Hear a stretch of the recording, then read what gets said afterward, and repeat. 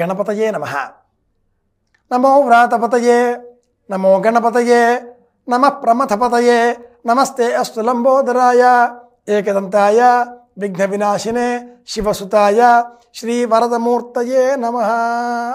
గణపతిని స్తోత్రం చేస్తాం. అనేకములైనటువంటి ఈ స్తోత్రాలలో సంకటనాశన స్తోత్రం సుప్రసిద్ధమైనది. అలాగే గణేశ నామాష్టక స్తోత్రం అనే స్తోత్రం కూడా ప్రసిద్ధమైనది అనే చెప్పుకోవాలి. బ్రహ్మవైవర్త పురాణంలో ఉండేటటువంటి ఈ గణేశ నామ అష్టక స్తోత్రంలో విశేషమైనటువంటి మంత్రశాస్త్ర రహస్యాలు నిబిడీకృతమై ఉన్నాయి. గణపతి అనగానే అనేకములైనటువంటి నామాలు మనకు స్ఫురిస్తాయి.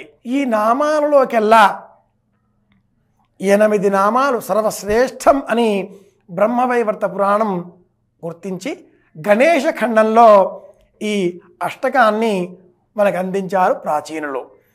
ఈ గణేశ నామ అష్టకాన్ని పారాయణం చేయడం ద్వారా గరుత్మంతుడిని చూస్తే సర్పములు ఏ విధంగా పారిపోతాయో ఆ విధంగా మనకు తలపెట్టిన కార్యక్రమాలకు వచ్చేటటువంటి విఘ్నములన్నీ కూడా తొలగిపోతాయి. అలాగే వివాహం కానటువంటి వాళ్ళకి శీఘ్రమే వివాహం సిద్ధిస్తుంది. అలాగే విద్యాభ్యసనంలో ఉండేటటువంటి విద్యార్థులందరికీ కూడా సమగ్రములైనటువంటి విద్యలు కరతలామలకమవుతాయి అంటూ ఫలశ్రుతి కూడా చెప్పబడింది. ఈ స్తోత్రాన్ని అష్టకాన్ని ఉదయము, మధ్యాహ్నము, సాయంత్రము ముమ్మార్లు ఈ గణేశ ఉత్సవాలలో ప్రతిరోజు కూడా ఈ స్తోత్రాన్ని చదవడంతో అనేకములైనటువంటి సుఖములు లభిస్తాయి అని బ్రహ్మవైవర్త పురాణం అనేక ఇతర పురాణాలలో ఈ స్తోత్రం యొక్క ప్రాశస్త్యం వివరింపబడి ఉంది. ప్రతిరోజు ఒక్కొక్క మణిని మనం అనుసంధానం చేసుకుందాం.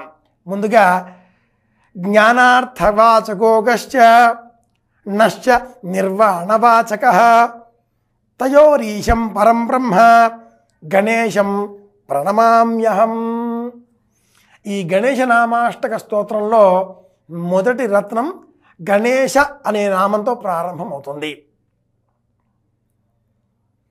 జ్ఞానార్థవాచకోగశ్చ, గణ అంటే ఏమిటి అని మనం ఆలోచన చేసుకుంటే గకార పూర్వరూపం, అకారో మధ్యమ రూపం, అనుస్వారశ్చాంతి రూపం, బిందురుత్తర రూపం అని వివరిస్తుంది గణేశ అథర్వశీర్ష ఉపనిషత్తు. ఈ స్తోత్రకారుడు గకారం అంటే జ్ఞానము అని సూచించాడు.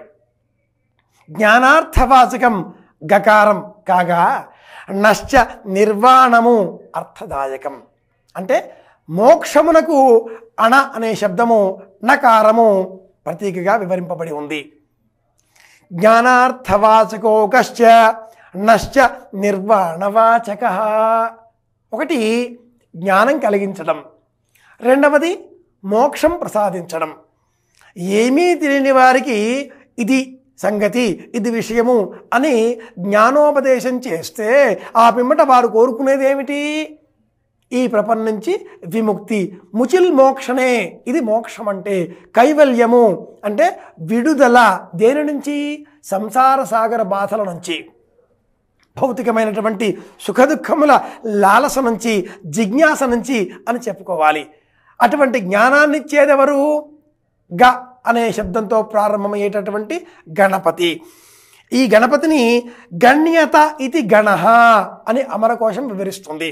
లెక్క పెట్టబడునది అని అర్థం. అలాగే సంఘాతి ప్రమథే గణః, గణ ప్రమథ గణములన్నింటికీ కూడా నాయకుడైనటువంటి వాడు గణపతి. తయోరీశం పరం బ్రహ్మ. ఇక్కడ తయ అవి రెండు ఏమున్నాయి? ఒకటి జ్ఞానము, రెండవది నిర్వాణము. ఈ లోకంతో కూడా పనిలేనటువంటి సచ్చిదానంద స్థితిని అనుగ్రహించేటటువంటి స్థితి ఎవరి చేతిలో ఉంది? పరబ్రహ్మం చేతిలో ఉంది. ఆ పరబ్రహ్మమునకే ఉపనిషత్ ప్రపంచమంతా కూడా బ్రహ్మము అని వర్ణించింది. ఆ బ్రహ్మమే గణపతి. అథర్వశీర్షంలో కూడా త్వం బ్రహ్మాస్త్వం తయోరీశః పరం బ్రహ్మం త్వం బ్రహ్మాస్త్వం విష్ణుస్త్వం రుద్రస్త్వం ఇంద్రస్త్వం అగ్నిస్త్వం వాయుస్త్వం సూర్యస్త్వం చంద్రమాస్త్వం బ్రహ్మభూర్భువస్వరం. ఏ పౌరాణిక ప్రపంచమంతా కూడా బ్రహ్మాది దేవతలందరినీ కూడా వర్ణించిందో ఆ ప్రపంచమంతా కూడా ఒకే స్వరూపము, అది గణపతి స్వరూపము. అటువంటి గణపతికి ప్రణమామ్యహం, నేను నమస్కారం చేస్తున్నాను అని ఈ స్తోత్రం ప్రారంభమవుతుంది. ఒక్కసారి ఆ శ్లోకాన్ని మళ్ళీ అనుసంధానం చేసుకుందామా? గకార జ్ఞానశ్చ వాచకో గశ్చ నశ్చ నిర్వాణవాచకః తయోరీశం పరం బ్రహ్మ గణేశం ప్రణమామ్యహం. ఏ ఉపనిషత్ ప్రపంచమైతే ఈ సర్వ ప్రపంచాన్నంతటినీ కూడా బ్రహ్మము సచ్చిదానంద స్వరూపము అని వర్ణించిందో ఆ బ్రహ్మము గణపతి. అటువంటి గణపతికి ప్రణమామ్యహం, నమస్కారములు అర్పిస్తున్నాను.